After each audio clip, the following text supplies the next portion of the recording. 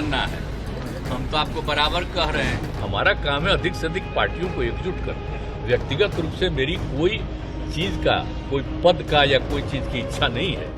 नीतीश कुमार ने महीनों भारत का भ्रमण करके विपक्ष को एकजुट करने का काम किया और जिस काम में वो लगे थे वो काम उन्होंने पूरा भी करके दिखाया। लेकिन मामले में पहला मोड़ तो तब आया जब राहुल गांधी की सजा पर रोक लगी और राहुल के नाम को प्रधानमंत्री पद के उम्मीदवार के तौर पर खुलकर प्रचारित किया जाने लगा, जबकि कांग्रेस का कहना था कि उसे किसी भी पद का लालच नहीं है। फिर दूसरा झटका दिया लालू प्रसाद यादव ने और तीसरा झटका और सबसे बड़ा झटका फिर से कांग्रेस ने दे दिया है। ऐसी खबरें आ रही हैं कि मल्लिकार्जुन खड़गे को विपक्षी एकता गठबंधन, जिसका नाम इंडिया रखा गया है, उसका संयोजक बनाया जा सकता है, जो नीतीश कुमार के लिए सबसे बड़ा झटका साबित हो सकता है।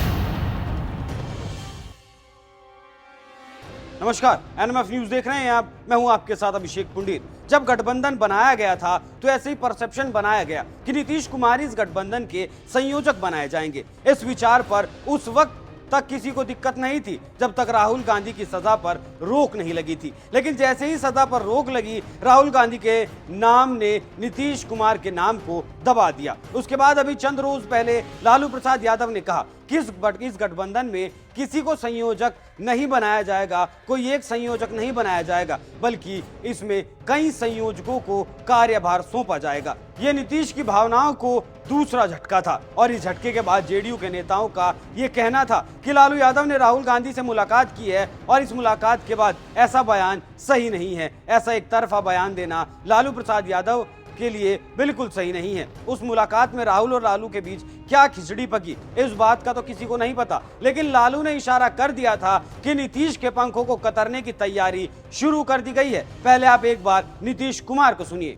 कि हम लोग देखिए हो रहा है, चूंकि अच्छा काम कर रहे हैं इसलिए बहुत लोगों को एतराज होता है कि इतना बढ़िया काम करने जा रहा है और लोगों को फायदा होगा तो उन लोगों को परेशानी होगी, इसीलिए लोग इलेक्ट करता है। लेकिन मुंबई बैठक की पहले एनडीए के भी घटक है, सुप्रीम कोर्ट से आप जीत के जा रहे हैं, इस पर अब चर्चा होगी क्या? नीतीश मॉडल समूचे देश का मॉडल बनेगा क्या? नहीं, हम तो जा रहे हैं, आपको कल कही थी जी, हमारा काम है अधिक से अधिक पार्टियों को एकजुट करना। व्यक्तिगत रूप से मेरी कोई चीज का, कोई पद का या कोई चीज की इच्छा नहीं है। हम तो कल भी कह दिए। एनडीए से भी कुछ लोगों को इंडिया में बुला रहे हैं क्या सर आप लोग? कुछ लोग देखिए ना, हम अभी नहीं कहेंगे, आप देखिए ना, और जो लोग आएंगे तब पता चलेगा। पहले कहना ठीक नहीं है, जब जा रहे हैं तब होगा और उसके बाद जो भी लोग होंगे और लोग भी ज्वाइन करेंगे तो ये सब तो होने वाला है। चुनाव तो कभी भी हो सकता है, ये कोई जरूरी है कि समय पर करा। नीतीश कुमार से संयोजक बनने का सवाल भी नहीं पूछा गया, लेकिन फिर भी उन्होंने कह दिया कि उनके भीतर ऐसी कोई इच्छा नहीं है, उन्हें संयोजक नहीं बनना। नीतीश कुमार के चेहरे की उड़ी हवाएं बता रही थी कि गठबंधन के भीतर कुछ तो गड़बड़ जरूर है और नीतीश के नाम की चर्चा ना होना उन्हें खटक भी रहा है। अब एक बार आप प्रशांत किशोर को सुनिए, बहुत सारी बातें शीशे की तरह साफ हो जाएंगी। जहां तक नीतीश जी के प्रयास का सवाल है, तो नीतीश जी की तो जो अपनी हालत इतनी खराब है, जो अपने राज्य में अपना पैर रखने का ठिकाना नहीं है, तो आप विपक्षी एकता और देश के स्तर पर उनको, भाई अगर विपक्षी एकता कोई करेगा, अगर आप ऑर्डर में भी देखिए तो सबसे बड़ी पार्टी कांग्रेस है, उसके बाद तृणमूल है, उसके बाद डीएमके है, जो पूरे राज्य जीत कर बैठे हुए हैं। उनके पास 20-20, 25-25 एमपी हैं, अपने राज्य में वो जीतने का दावा कर सकते हैं। नीतीश कुमार जी के पास तो कुछ है ही नहीं, न दल है न इमेज बचा है, तो आप किस आधार पर आपको कोई बना लिए? तो बिहार के पत्रकार जो हैं, ये आप लोग जबरदस्ती का खबर बनाते हैं। आप कर्नाटक में, तमिलनाडु, बंगाल में जाइए तो कौन चर्चा कर रहा है नीतीश कुमार की? और जिस दिन महागठबंधन बिहार में बना, उस दिन मैंने ये बात कही कि बिहार का महागठबंधन बिहार की घटना है, इसका राष्ट्रीय राजनीति पर कोई असर नहीं पड़ने वाला है। आरजेडी को 0 एमपी है बिहार में। अब आप लोग का ये मानना है कि भाई ये इतना मजबूत दल है कि ये लोग डिसाइड कर सकते हैं। जिस दल के पास 0 एमपी है वो तय करेगा कि वो कौन देश चलाएगा, ऐसा संभव है? नीतीश जी के पास 42 गो विधायक है और 16 गो एमपी है, जो पिछले गठबंधन में वो जीते थे। कितना इस बार जीतेंगे वो आपको बेहतर मालूम है हमसे। तो जब आपकी अपनी ताकत नहीं है, आपके अपने 10 एमपी नहीं है, तो आप देश की राजनीति में क्या भूमिका अदा कर सकते हैं? प्रशांत किशोर का कहना है कि नीतीश कुमार के पल्ले बिहार में कुछ भी नहीं है और जो 16 सांसद हैं वो भी बीजेपी के साथ चुनाव लड़कर आए थे। पलटू होना पड़ रहा भारी।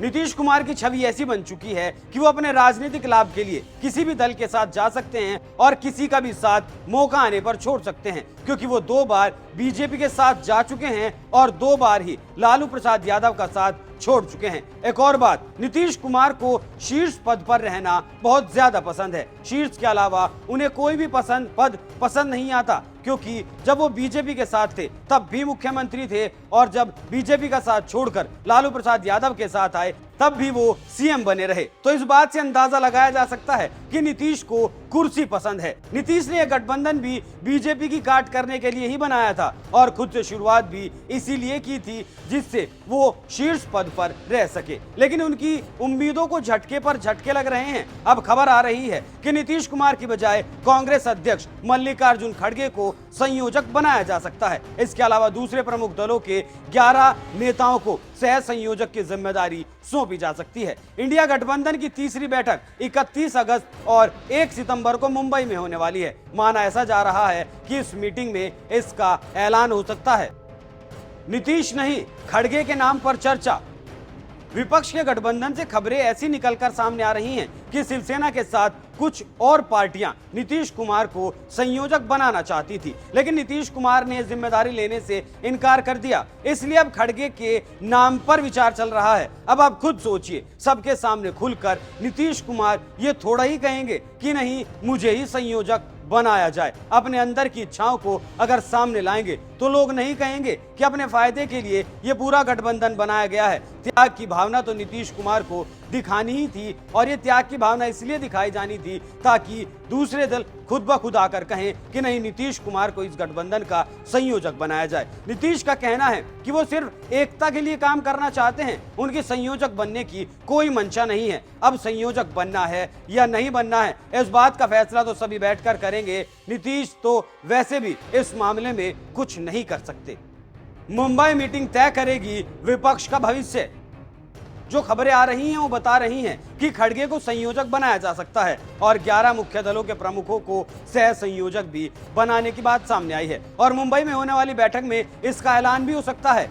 इंडिया गठबंधन का लोगो क्या होगा और इसका मुख्य ऑफिस कहां बनाया जाएगा, इन सारी बातों पर इस मीटिंग में फैसला लिया जाना है। अब यहाँ एक बात और समझिए कि कांग्रेस इस गठबंधन में सबसे बड़ा दल है और यही वजह भी है कि कांग्रेस मुख्य पावर को इस गठबंधन की अपने हाथ में रखना चाहती है, क्योंकि अगर कल को विपक्ष चुनाव जीत जाता है तो ऐसे में राहुल गांधी के नाम का समर्थन करने वाले ज्यादा से ज्यादा लोग कांग्रेस के पास होने चाहिए। इसलिए भी मल्लिकार्जुन खड़गे के नाम पर मोहर लगाई जा सकती है। और एक वजह और भी है और वो है नीतीश कुमार की पलटू राम की छवि। कहा जाता है कि नीतीश कुमार ने दोनों परिस्थितियों के लिए खुद को तैयार किया हुआ है, उसमें चाहे गठबंधन जीते या फिर बीजेपी जीते। यही वजह भी है कि गठबंधन नीतीश कुमार पर भरोसा नहीं कर पा रहा है। नीतीश से ज्यादा भरोसा कांग्रेस लालू पर दिखा रही है और यही वजह भी है कि लालू से वो अकेले में गुपचुप मुलाकात कर रही है। सुनिए लालू का मुंबई जाने से पहले क्या कहना है।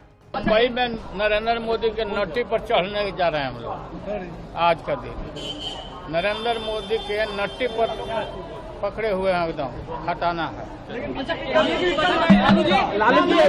लालू यादव का कहना है कि मोदी का हम गला पकड़े हुए हैं और सत्ता से बाहर भी करने जा रहे हैं। क्या एक प्रधानमंत्री के लिए इस तरह की भाषा का इस्तेमाल करना सही है? नहीं करना चाहिए इस तरह की भाषा का इस्तेमाल, लेकिन बौखलाहट भी होना लाजमी है क्योंकि लालू यादव का पूरा परिवार ईडी की जांच में फंसा हुआ है और अगर मोदी रहते हैं तो पता नहीं फिर से भी सजा परिवार को हो सकती है। अब देखना ये होगा, क्योंकि कांग्रेस की आम आदमी पार्टी से नहीं बनती, ममता दीदी से नहीं बनती, तो ये लोग खड़गे का समर्थन करेंगे भी या फिर नहीं।